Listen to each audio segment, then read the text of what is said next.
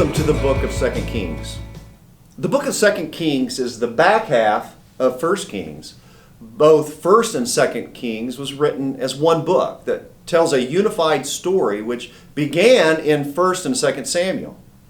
It's interesting to note that the books of 1 and 2 Kings are a continuation of the storyline that is found in 1 and 2 Samuel. The story of David, which is the subject of almost all of 2 Samuel, does not end until his death is recorded in 1 Kings chapter 2.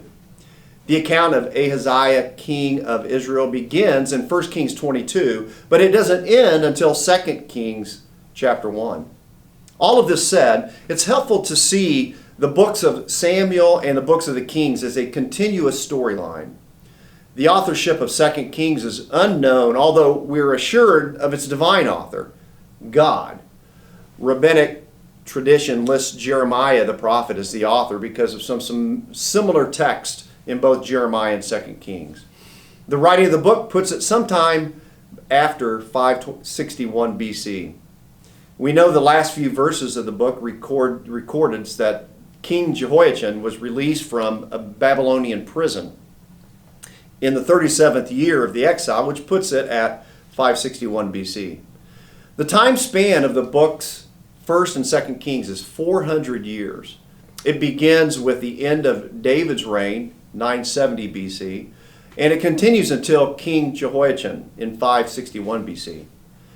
I believe the main purpose for 2 Kings is a call for God's people to repent from their sins and return to their God in covenant faithfulness.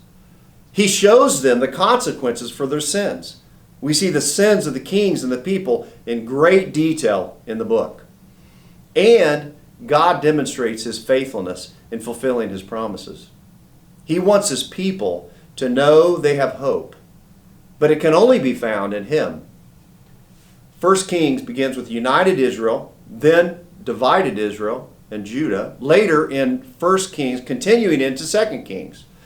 It appears at first glance that these books only contain short accounts of the achievements of each succeeding king of Israel and Judah, with inserted stories about certain prophets. On the whole, they seem to communicate a continuous cycle of wicked kings and a negative view of these divided kingdoms. But looking underneath all of this is the reality that there is hope for God's people. The foundational message of 1 and 2 Kings is found in the promise that God made to David in 2 Samuel chapter 7, that God would provide a messianic king to rule over His people. Here's a basic outline that I would suggest. First main section, the description of the divided kingdoms of Israel and Judah. We see this in chapters 1 through 17. 2 Kings continues the description of Ahaziah's reign, which began in 1 Kings 22, and it chronicles the multiple kings from both Israel and Judah until the fall of Samaria, which is the capital of the northern kingdom in chapter 17.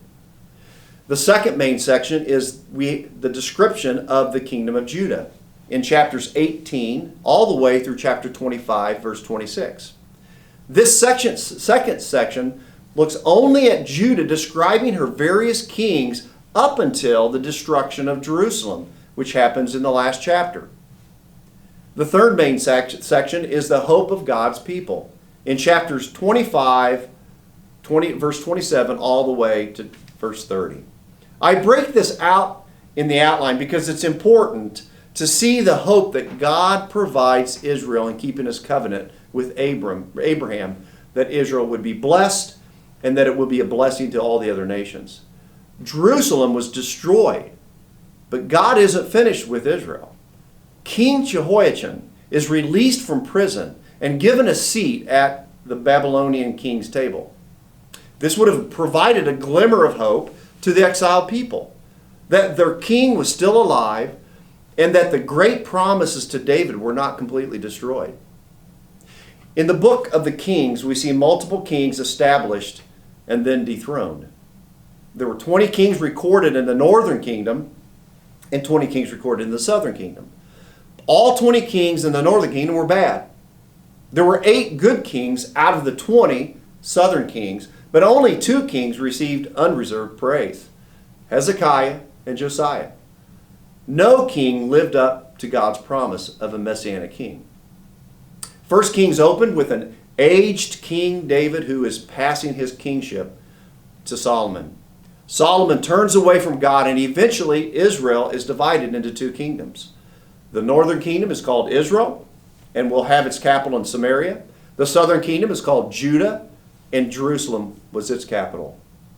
The northern kingdom, Israel, is in focus from 1 Kings chapter 13 to 2 Kings chapter 8. In this section, we see the northern kings being challenged by the prophets that God sent to them. Elijah and Elisha are the prominent prophets. 2 Kings begins with the prophet Elijah confronting Ahaziah, king of Israel.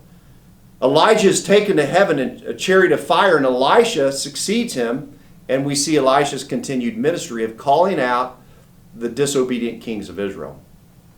In the next section of 2 Kings chapter 9 through 17, we see the progression of Israel, the northern kingdom, leading into exile.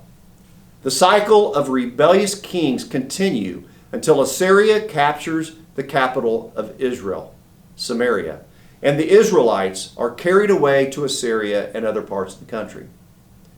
Chapter 17 is a key text in understanding the reason Israel ended in captivity. It was because of their idolatry and failure to remain faithful to their covenant with God. They didn't follow him like they had promised. The final section of the book focuses on the southern kingdom, Judah. It covers chapter 18 through 25. We have drudged through all the books of this book, looking at all the unfaithful, rebellious kings, and we see a bright spot now. Hezekiah, a king over Judah, and his faithful to his God. There are many reforms under his leadership that turns Israel back to God. There's also Josiah, who follows after God, provides godly leadership. Unfortunately, Judah continues to rebel against God and disobey him. And as a result, God allows Nebuchadnezzar, king of Babylon, to eventually conquer Judah, invade Jerusalem, and destroy the temple. God promised Israel that he would provide a messianic king to rule over them, and that they would be a shining light to all the other nations around them. It appears that in reading 2 Kings, God's plan had failed. There were only glimmers of hope in the succession of kings, and now Israel's taken captive and God's temple's destroyed. But the last paragraph of 2 Kings gives hope for God's continued plan and eventual fulfillment. King Jehoiachin was allowed to eat at the king of Babylon's table and benefit from his kindness. Stay tuned for the rest of the story. Here's what to notice as you read 2 Kings. Notice the idea of kingship and its connection with David. Is this important? Well, yes. God promised that there would be a descendant of David on Israel's throne forever. You will note that the northern kingdom had a variety of families on the throne. The southern kingdom, Judah, had one family continuously on the throne. David's descendants. Was this a coincidence? I don't think so. There are numerous times the author speaks of God's acting graciously for the sake of his servant David. God does what he says he will do. I hope you find comfort in that. Notice also the message of hope that threads its way throughout the book. There's hope in the reality that God's promises are forever. David would always have a lamp before the Lord in Jerusalem in the person of one of his descendants.